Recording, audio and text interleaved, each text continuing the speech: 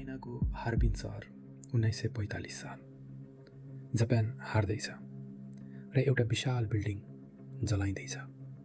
भित्र सबै रेकर्ड्स नष्ट गरिँदैछन् र सबभन्दा अचम्मको कुरा भित्र रहेका मान्छेहरूलाई पनि मारिँदैछ ताकि कसैले केही भन्न नसकोस्, ताकि दुनियाँलाई कहिल्यै थाहा नहोस् यहाँ के भयो। तर दुनियाँलाई थाहा भयो र जे थाहा भयो त्यो सुन्न गाह्रो छ। यो कथा हो युनिट 731 को, जापानको सबभन्दा डार्क सिक्रेट। 1932 साल, जापान। एउटा डाक्टर थिए, सिरो इसी। ब्रिलियन्ट, एम्बिसियस र डेन्जरस। उनले एउटा कुरा नोटिस गरे। 1925 सालको जेनिभा कन्भेन्सनले बायोलोजिकल वेपन्स ब्यान गरेको थियो। उनको लजिक थियो, यदि दुनियाँले यति डराएर ब्यान गर्यो भने यो वेपन कति शक्तिशाली हुनुपर्छ। र त्यही सोचाइले उनले जापानको मिलिट्रीलाई कन्भिन्स गरे एउटा सिक्रेट बायोलोजिकल वारफेयर प्रोग्राम सुरु गर्न। जापान सरकार मानियो र चाइनाको मन्चुरियामा एउटा विशाल फेसिलिटी बनाइयो। नाम दिइयो epidemic prevention and water purification department, तर साँचो नाम थियो युनिट 731। त्यो फेसिलिटी साधारण देखिन्थ्यो बाहिरबाट, तर भित्र 150 भन्दा बढी बिल्डिङ्स थिए, 3000 जना स्टाफ थिए र एउटा स्पेसल ब्लक थियो, रो ब्लक। त्यहाँ कैदीहरू राखिन्थे। उनीहरूलाई जापानिजमा मारुटा भनिन्थ्यो, अर्थ काठको मुढा, किनभने उनीहरूलाई मान्छे मानिँदैनथ्यो। उनीहरू थिए चाइनिज सिभिलियन्स, रसियन पिओडब्ल्युज, कोरियन वर्कर्स र कतिपय बच्चाहरू। एस्टिमेटेड 14,000 मान्छेहरू यस फेसिलिटीभित्र मारिए। युनिट 731 ले बायोलोजिकल वारफेयरको लागि मान्छेहरूमाथि एक्सपेरिमेन्ट्स गर्यो।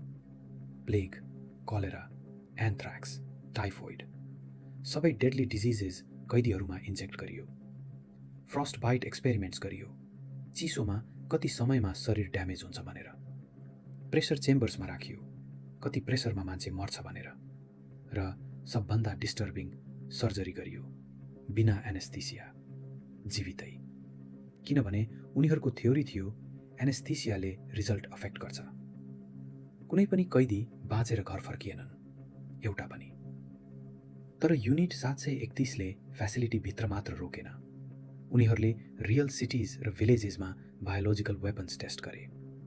1940 साल, अक्टोबर, जापानिज बम्बर्सले चाइनाको चुजो भिलेजमा एउटा विशेष बम खसाले। त्यो बमभित्र 30,000 फ्लिज थिए। ती फ्लिज प्लेग इन्फेक्टेड थिए। भिलेजमा 2,000 भन्दा बढी मान्छेहरू मरे। अर्को भिलेज यीवूमा पनि प्लेग फैलियो। एन्थ्राक्स एट्याक्समा झन् 6,000 मान्छेहरू मरे। टोटल बायोलोजिकल वारफेयरबाट मरेका मान्छेहरूको सङ्ख्या 2 लाखदेखि 5 लाखसम्म एस्टिमेट गरिन्छ। तर जस्टिस सकिँदैन। 1945 साल, जापान हार्छ। इसीले आदेश दिन्छन् सबै डिस्ट्रोय गर्नुहोस्।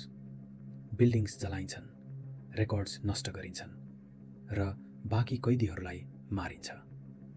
3 मिलियन इन्फेक्टेड ऱ्याट्स फेसिलिटी बाहिर छाडिन्छन्। ती ऱ्याट्सले चाइनामा थप प्लेग एपिडेमिक फैलाउँछन्। 20,000 भन्दा बढी मान्छेहरू मर्छन् र इसी जापान फर्किन्छन्। अमेरिका आउँछ, इन्भेस्टिगेट गर्छ र सबभन्दा सकिङ कुरा, अमेरिकाले इसी र उनका साथीहरूलाई वार क्राइमको लागि नभई डिल गर्छ। अमेरिकाको लजिक थियो, यिनीहरूको बायोलोजिकल वारफेयर डाटा हामीलाई चाहिन्छ, सोभियत युनियनलाई थाहा पाउन दिनु हुँदैन। त्यसैले इसी र 300 जनाभन्दा बढी युनिट 731 का मेम्बर्स कुनै पनिसमेन्ट बिना घर फर्किए। इसी 1959 सालमा आफ्नै घरमा क्यान्सरबाट मरे। कुनै ट्रायल थिएन, कुनै अपोलोजी थिएन। युद्धपछि जापानले दशकौँसम्म युनिट 731 को एक्जिस्टेन्स नै डिनाइ गर्यो। स्कुल टेक्स्ट बुक्समा यो च्याप्टर गभर्मेन्टले डिलिट गर्यो। 1988 सालमा मात्र जापानले अफिसियली एडमिट गर्यो बायोलोजिकल वारफेयर एक्सपेरिमेन्ट्स पाएका थिए। 2002 सालमा एउटा जापानिज कोर्टले पहिलो पटक अफिसियली मान्यो जापानले बायोलोजिकल वेपन्स युज गरेको थियो। तर आजसम्म जापान सरकारले अफिसियल अपोलोजी दिएको छैन र इसीको घर जापानमा आजसम्म एउटा टुरिस्ट एट्र्याक्सनको रूपमा छ। नाची जर्मनीका डक्टर्सलाई न्युरेम्बर्ग ट्रायल्समा फाँसी दिइयो, तर युनिट 731 का डक्टर्स जसले नाची डक्टर्सभन्दा पनि बढी अत्याचार गरे उनीहरू जापान फर्किए। डक्टर्स भए, प्रोफेसर्स भए, गभर्नमेन्ट अफिसियल्स भए, सामान्य जीवन बाँचे। 14,000 फेसिलिटीभित्र मारिएका मान्छेहरू, 2 लाखदेखि 5 लाख बायोलोजिकल वेपन्सबाट मारिएका मान्छेहरू, उनीहरूको न्याय कहिल्यै भएन। उनीहरूका नाम कहिल्यै अफिसियली लेखिएनन्। उनीहरूको कथा आजसम्म अलिखित छ।